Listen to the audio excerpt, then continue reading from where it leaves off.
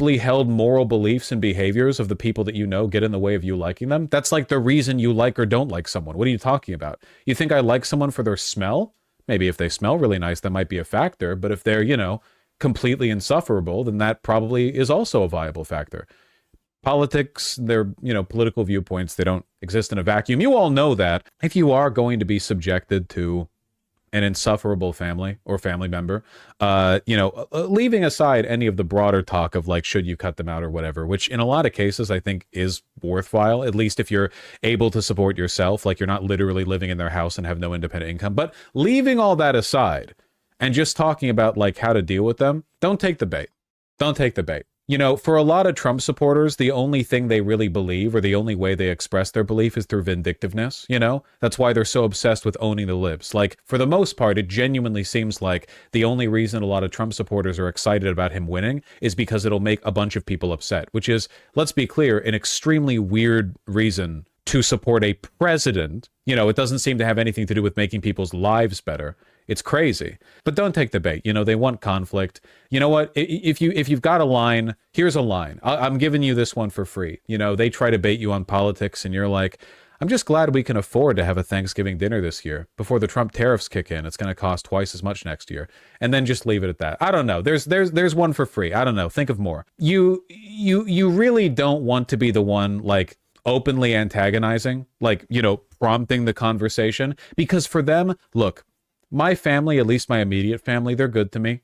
They're fine people. They got fine politics. I don't have to deal with this myself personally, but I know enough people. I get the gist. For a lot of these sad older men, these like miserable, often divorced, like just wretched older guys, stinky in vibe and in person, for a lot of them, they are just looking forward to antagonizing people in a bunch of social settings, but particularly like for Thanksgiving with the family. And you don't want to feed the troll. You don't. Now, if you're dealing with conservative Zoomers, I really think that a slightly conciliatory attitude might be preferable, because no matter what they say about you, or no matter what they say or gloat about or whatever the else, you can usually just hit them with the, I hope he, I hope you get what you voted for. I hope he does what you said he did. I would love it if prices go down. I don't think they're going to go down. I would love it if this country gets made great. We'll see, that kind of thing. Basically, don't feed into the antagonism. The we'll see. Trump voters really don't like it when you say that, by the way, when you say like, well, I hope he does what he says he'll do. Like, because they understand in their animal brains, they understand that implicit in that message is, I think he's full of shit and so are you. But they can't really contest it because openly it's like it's a statement that affirms their beliefs, right? Like it's a little smug, for sure, right? But like, what are you going to do? I'm not asking you to go out there and start fights. I don't think there's any value to doing this, Now look, if you're a like big dick alpha, I'll be honest with you guys, okay? I don't want to be mean. I'll be honest with you guys, okay? I think a lot of you are pathetic. It's a consequence of being a live streamer that when I see you guys, you're in chat and like you're only communicating with sentences that are just like sentence fragments or like 5 to 10 words or whatever. So my perspective of you guys is heavily biased by the fact that I, by nature of the platform, talk down to you. So when I imagine you guys dealing with your families, it's like you guys are small little beans. Now, if you guys are aggro, like charismatic, talkative, socially competent people, and you want to, run a few laps around your dipshit conservative family members, then you can argue all you want. You know what I mean? Like you could, if you have the ability and will and interest, but you know what?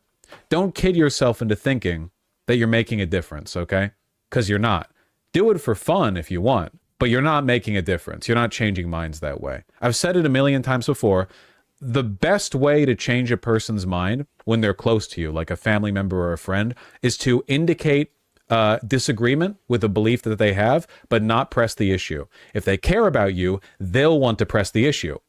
Obviously, right? Like if you have a friend and they're like, I don't like that thing, and kind of like leave it at that, you might be like, wait, what do you mean? Why don't you like it? What do you mean? What do you mean? That kind of thing, right?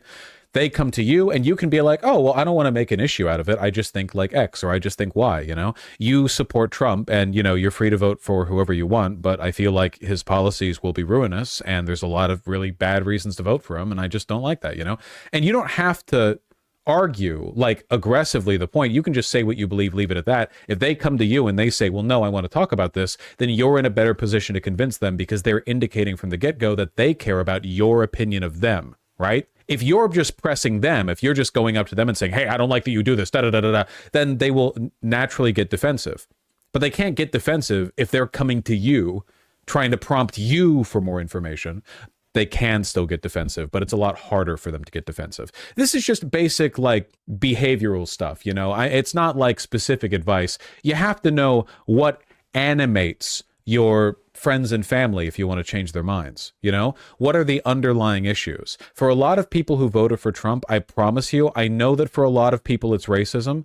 For a lot of people who voted for Trump, it's not racism. It's this like dissatisfaction with the status quo, resentment of Washington, a belief that a maverick like Donald Trump is going to change things. You know, I'm not saying there aren't racists and sexists out there. Okay. I'm just saying that for people, there's like a wide variety of reasons that you might make a really stupid decision. So you have to know what it's about, because if you have a family member who voted for Trump because they got hit really hard by COVID and they think like the status quo needs to be broken up or something, accusing them of being racist for voting to Trump is only going to make them like 78 times more defensive. Like it's over at that point. If in their heart of hearts they don't think it was a race issue and you accuse them of like being racist, then you will never reach them. Like it's over, because you've already indicated to them that your perception of them isn't reality. You're just kind of projecting your assumptions onto them. But you don't have to argue with them at all. You know what you have to do? You have to enjoy Thanksgiving, okay? Have a good meal. Make sure to don't let your mom wash all the dishes, okay? Even if she insists,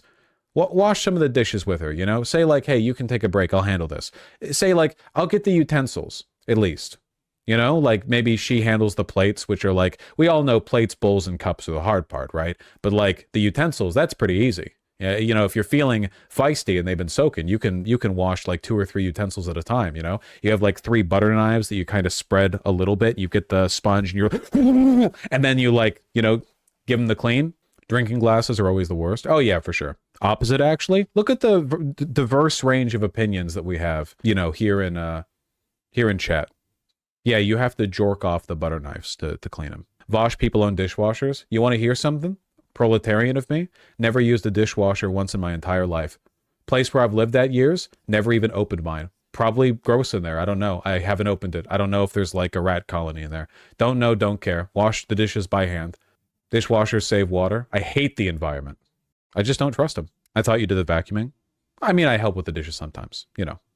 Anyway, I love you all very much. I hope you have a wonderful Thanksgiving. Seriously, you know, in spite of everything, you know, you have to steal joy where you can. Sometimes in the form of a delicious lump of mashed potatoes and another delicious lump of stuffing, and then another delicious lump of pumpkin pie, and then another delicious lump of, well, you don't really lump turkey, but you want the turkey for sure. You know, get the gravy, get the cranberry sauce. You get me. You understand. You know where I'm at.